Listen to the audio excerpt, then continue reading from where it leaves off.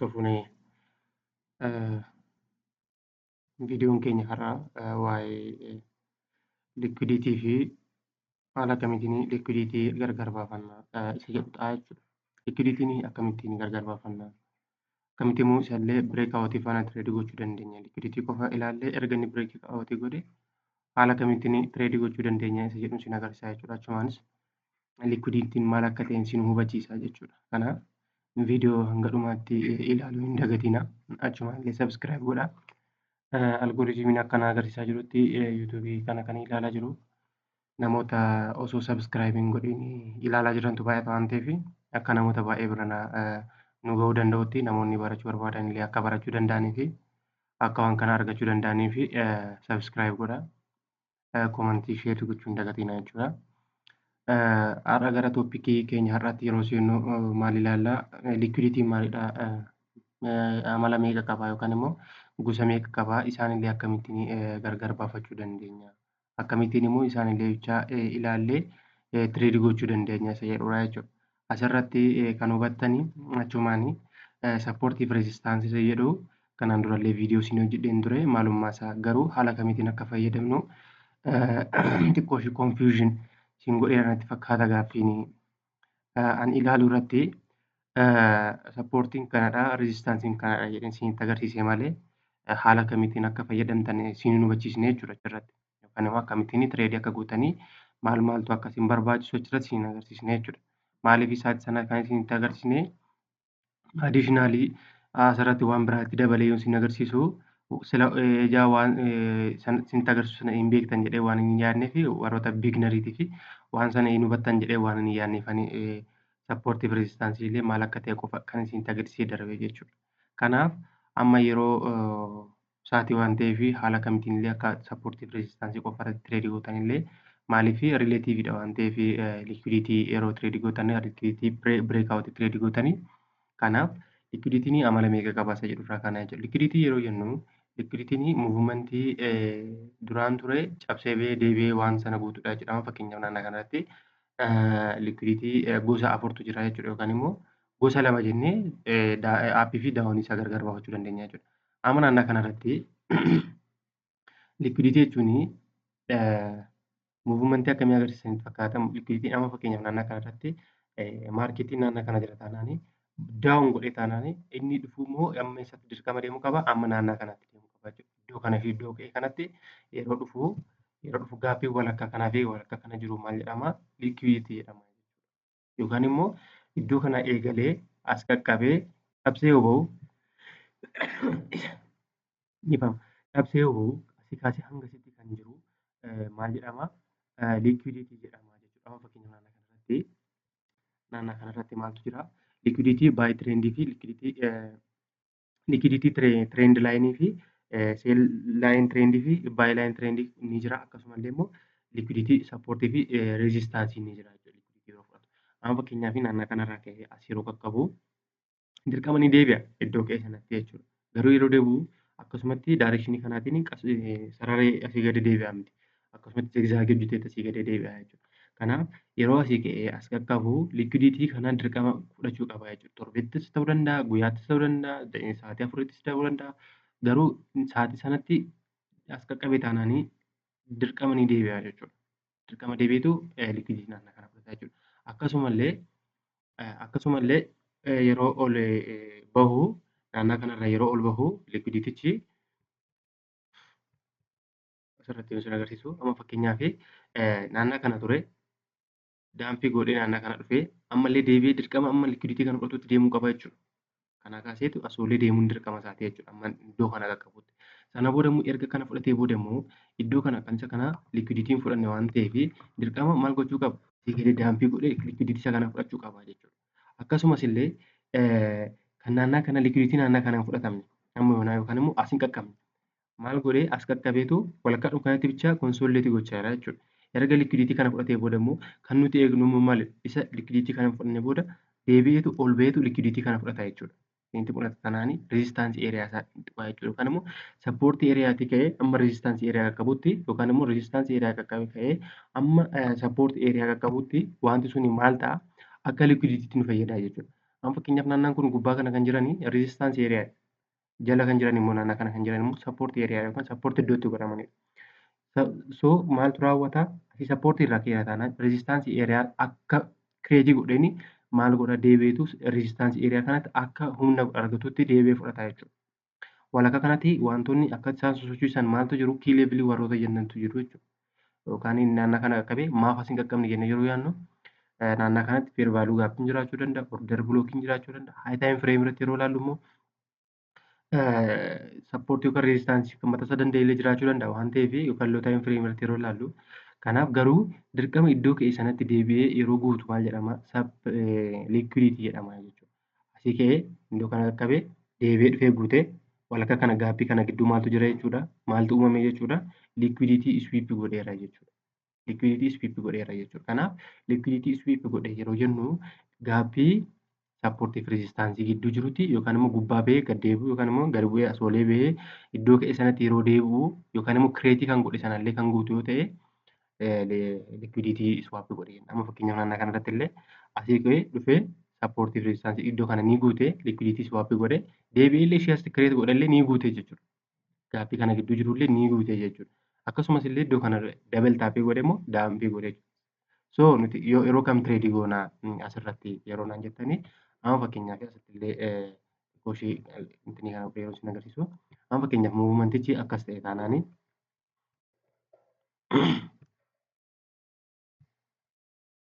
muuvmentichi asii ka'ee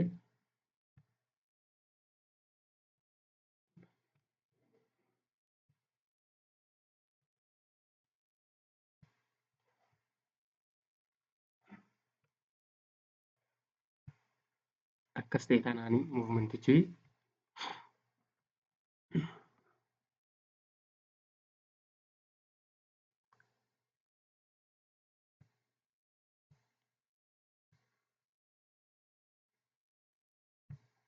amma maarketichi akkas deemaa jira yoo ta'e maarketichi asumarraa ka'eetu naannaa kanarraa ka'ee akkas socho'aa jira yoo ta'e nuti haala kamiitiin tireedii goonaa isa jedhu yeroo ilaallu jalqabarratti tireendichi liikwiditii swaappii gochuu isaa yookaan immoo cabsee bahuu isaan dirqama ilaaluu qabna jechuudha. Amma fakkeenyaaf naannaa kanarraa cabsee baheera yoo jenne liikwiditii naannaa kana cabsee baheera yoo jenne naannaa kana gidduu jiru cabsee baheera yoo jenne amma nuti riteestii amma nuu godhutti eegna jechuudha. Riteestii amma nuu godhutti eegna jechuudha. Kanaaf riteestii erga inni nu godhee booda cabsee kana boodiidhaan xumuree liikwiditii naannaa kanaati erga bireekaawwatii godhee maanipuleetii godhee bahee booda ni deebi'a waan ta'eef erga cabsee bahee inni cabsee bahu immoo liikwiditii naannaa kana jirtu boodiidhaan xumura taanaanii maal nu godhaa naannaa kanarratti cheenjiif kaaraaktarii nuu kennaa jechuudha. Cheenjiif kaaraaktarii erga nuu kennee booda maaltu nurraa eegama deebi'ee ammas liikwiditii swaappii gochuu qabaa jechuudha yookaan immoo naannaa kanarratti wantoota feer vaaluu gaappii jedhan sana jiraachuu ni qabu jechuudha nuu kenna waan ta'eef order blookis ta'uu danda'a. Inversiin feer vaaluu gaappiis ta'uu danda'a wantoota ittiin seennu sana nu agarsiisa waan ta'eef naannaa kanatti erga isa argine booda asitti naannaa kanarratti akka maalitti fayyadamna nuti amma liikwiditii isa kamiitti jechuudha amma liikwiditii naannaa kana jirtutti ishii kana iddoo ka'e sana deemutti akka maalitti fayyadamna akka seelzooniitti fayyadamna jechuudha kana diraagii goone ammas qaqqabutti kana tireedii goonaa jechuudha garuu bireekaawwatii nu agarsiisuu danda'a waan ta'eef jechuudha kana erga tireedii goone ishii kana xiqqoo isinitti hin fakkaate waantuu foor reeshoo ta'uu danda'a waantuu siriitti reeshoo ta'uu danda'a yeroo imeejii kanarratti argitanii wanta sana sinirratti uumuu hin qabu jechuudha kanaaf liikwiditii illee akkamitti tireedii goone yoo bireekaawwatii amma inni godhutti eegna jalqaba liikwiditii amma inni swaappii godhutti eegna liikwiditiin asii ka'e taanaanii ammas qaqqabeera taanaanii amma maalitti eegna seel zoonii keenya galuudhaa fi amma liikwiditii kana bireekaawwatii godhutti eegna jechuudha amma cabsee bahutti yookaan immoo tachii godhee wiikiidhaan istiroongi wiikiidhaan rijeekshinii amma nu agarsiisutti eegnaa jechuudha. Erga kana tuqee booda rijeekshinii nu kenna taanaan deebisee rijeekti godhee wiikii keenya nu agarsiisa taanaan carraan itti ol bahuu danda'u baay'ee dhiphaadha jechuudha. Kana cabsee carraan itti ol bahu yookaan immoo reezistaansii eeriyaa cabsee yeroo itti ol bahu baay'ee dhiphaadha waan ta'eef daawunii godha waan ta'eef nuti immoo konfirmeeshinii barbaadnu sana erga arganne booda wanta sanarratti tireedii seelii yookaan baay'ee jennee muuvmenticha seennaa jechuudha. Kanaafuu maaltu nurraa eegama? Kunillee simpilidha istiraatiijii mataa isaa danda'edha jechuudha. Amma sappoortii fi reezistaansii yookaan liikwiditii bireekaawwatii tireedii gochuun waan akkasiiti jechuudha. Kanaaf asirratti maal akka na hubattan hin barbaada.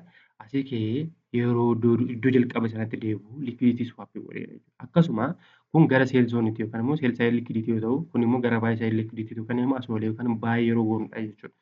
Akkasuma jalqaba gubbaarraa ka'ee erga as qaqqabee booda liquiditiin isaa kan kanaa iddoo kanadha jechuudha.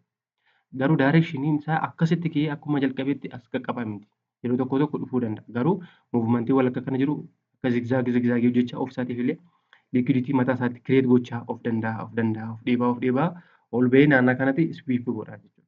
Erga kana swiip godhee bahee booda erga liquiditii naannaa kana bireek aawutii godhee bahee booda maal eegnaa nuti boodiidhaan deebi'ee liquiditii naannaa kana cabsee deebi'eetu kii leevilii keenya nu kenna jechuudha.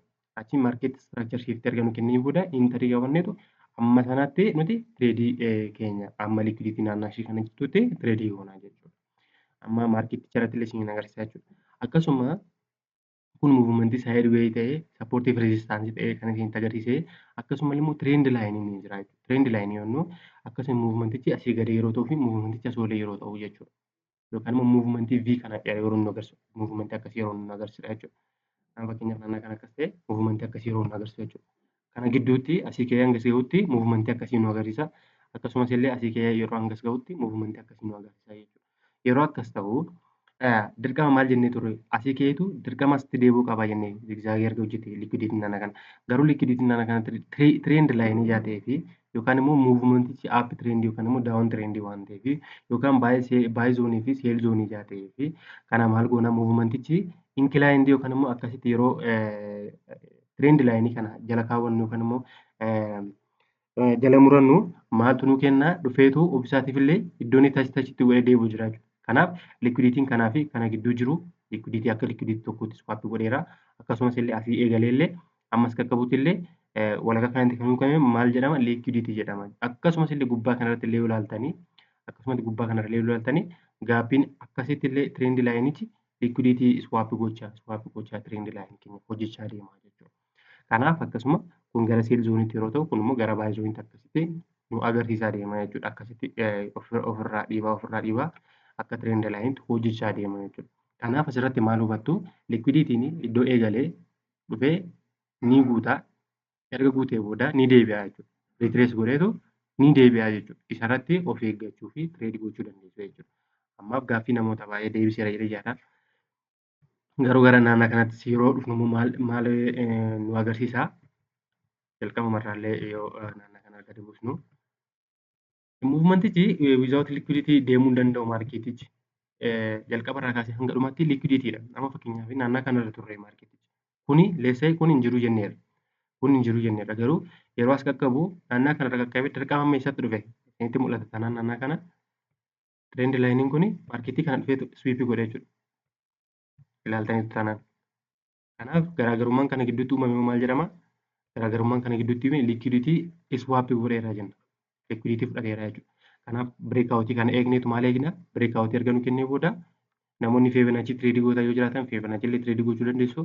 Liquiditii kana erga bireekaawutii nu godhee booda baay'ee zoonii akka nuti seennu nu agarsiisa jechuudha. Kuni kan sa'aatii afuriiti yookaan immoo 4 hour time frame jechuudha. Kanaaf liquiditii akkana hubattanii barbaada jechuudha. Asirratti illee kan asii kaastanii feebanaachii tireedii gootu taanaani kun amma piriimiyeem zooniidha jechuudha.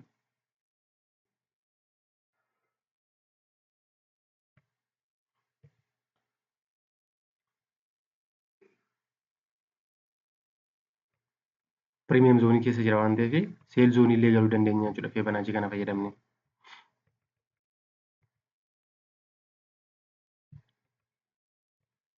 Akkamitti feebanaachii illee akka fayyadamnu siin agarsiisa. Viidiyoo hojjedheera namoonni ilaalee yoo jiraatanii ilaaluu dandeessu.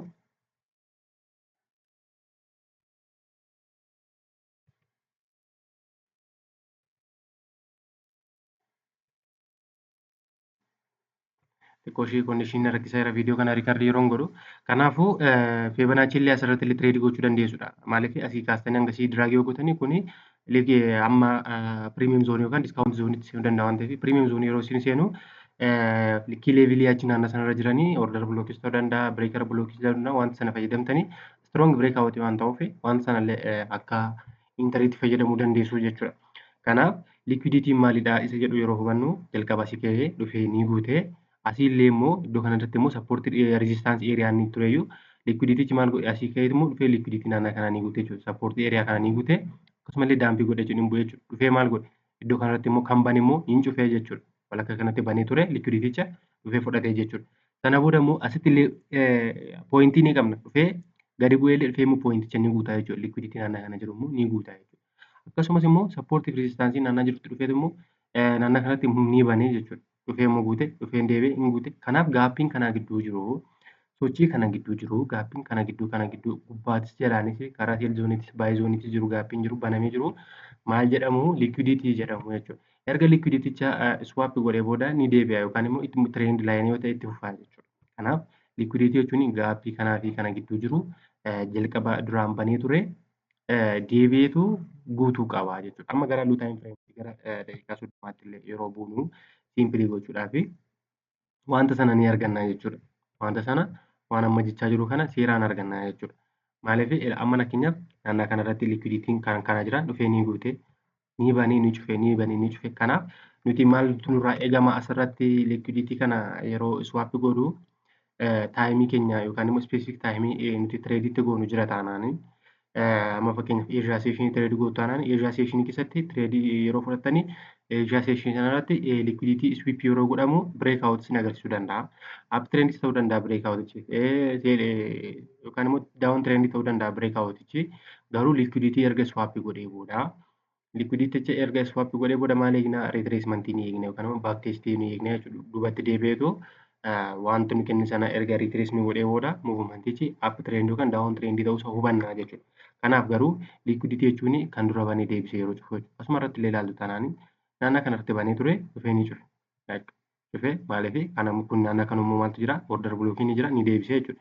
Yeroo order blocking kun deebisuun immoo maaltu jira naannaa kana immoo liquidity banee ture.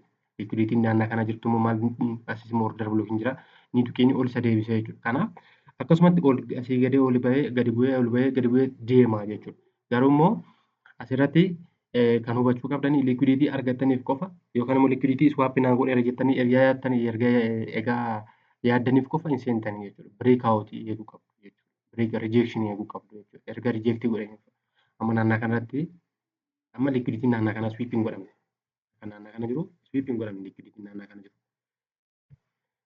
Dirqama garuu naannaa kana sweeping godhachuu yookaan deebiin liquiditii isaan kana ni fudhata jechuudha. Garuu yoom akka fudhatu hin beektu garuu immoo iddoo inni qaqqabee booda erga liquiditii naannaa kana fudhatee booda as erga qaqqabee booda deebi'uu danda'a.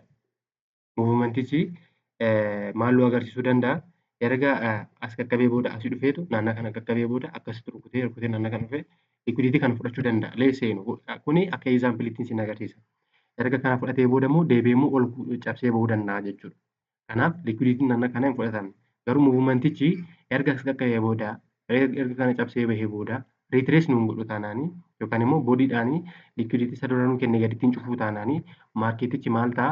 Kun hundumtuu naannaa kana inni jiru foolsii ta'eetu yookaan immoo fireekii ta'eetu akkasitti itti fufaa jechuudha. Akkasitti itti fufaa jechuudha. Asoolee tirendichi itti fufaa guyyaa biraa immoo deebi'ee isa bane kana cufee dhufe as ka'ee immoo ni deebi'a jechuudha. Kanaaf liquiditii jechuun gaappii sappoortiif reezistaansii walakkaatti uumamudha jechuudha. Asillee yeroo ilaaltanii asii ture liquiditiin asitti sappoortiin kun reezistaansii kun uumamee ture gaaffii godhe dhufee guutate. Dhufee xiqqoo riitirees godhe cabsee bahee tirendichi sana booda erga cabsee bahee booda boodiidhaan diimtuun kun isinitti mul'atan dhufee boodiidhaan liquiditicha gaditti xumuree dhufee immoo fair value gaappii kana immoo inni kun ni guute asitti yeroo fair value gaappii kanatti tireedii ni seentu hangas qaqqabutti tireedicha fudhatanii baatu jechuudha. Kanaaf liquidity jechuun gaappii kana gidduutti uumamudha jechuudha. Kanaaf haala kanaatiin ilaaluu dandeessu liquiditiin maal akka ta'e. Gara Asia seeshinii keenyatti immoo yeroo isin deebisu isa nuti tireedii goonutti yeroo isin deebisu maaltu ilaalla akkamittiin asirratti Asia seeshinii keenya ilaallanna isa jedhu yeroo isin agarsiisu.